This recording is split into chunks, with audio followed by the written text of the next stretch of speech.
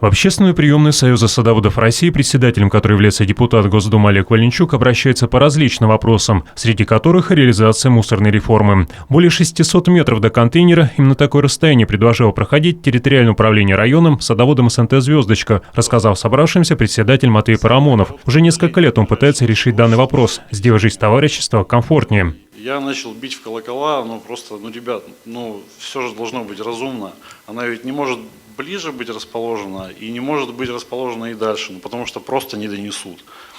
И руководствуясь здравым смыслом, я с соседями работу провел, то есть я сам маленький, у меня 54 всего домика, но весь куст у нас 470 с небольшим домов, то есть 500 домов.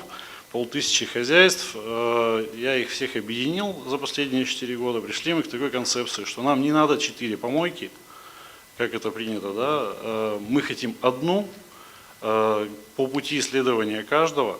И такое место было найдено, чтобы каждый мог по дороге выбросить мусор в контейнер, пусть человек на машине или пешком, всем комфортным. Но в администрации не поддержали активных садоводов. Если поставить контейнер на муниципальной земле, они и должны отвечать за площадку. А кто хочет брать на себя лишнюю ответственность, уточнил председатель СНТ.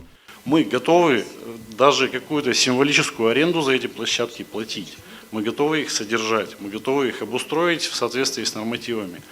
Но мы хотим, чтобы эти площадки были еще и не только там по принудиловке, чтобы они были нам удобны и, как следствие, эффективно работали. Губернатор Игорь Васильев поддержал председателя СНТ в этом вопросе. Тем более, если люди готовы вкладывать свои деньги, то почему не сделать так, чтобы всем было комфортно? Не каждое товарищество так борется за чистоту. Если объединить, это будет и дешевле, и правильнее. И самое главное, что это самое правильное, как дорожки делать где-то в городе. Да. Где люди протоптали, там и делают. Если у вас это удобно, там и надо сделать. Но чтобы это выглядело достойно. Чтобы каждый из вас понимал, что он, если туда отдал рубль, то это выглядит на рубль. И тогда будет понятно, что делать, какие тарифы. Значит, если надо для населения, проконтролировать. Да. Кроме мусора была затронута на встрече и другая важная тема – дороги в СНТ. Председатель Союза садоводов России, депутат Государственной Думы Олег Валенчук рассказал собравшимся о продолжении реализации в регионе дорожной программы.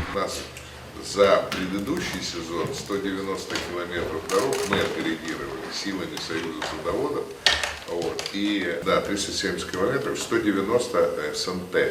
Сейчас мы ждем от вас заявки. Давайте, пожалуйста, это про экскаватор мы подумаем, как с этим быть. Стоит напомнить, что дорожная программа Союза садоводов России реализуется на территории региона уже 9 лет. В этом году будет 10-й сезон.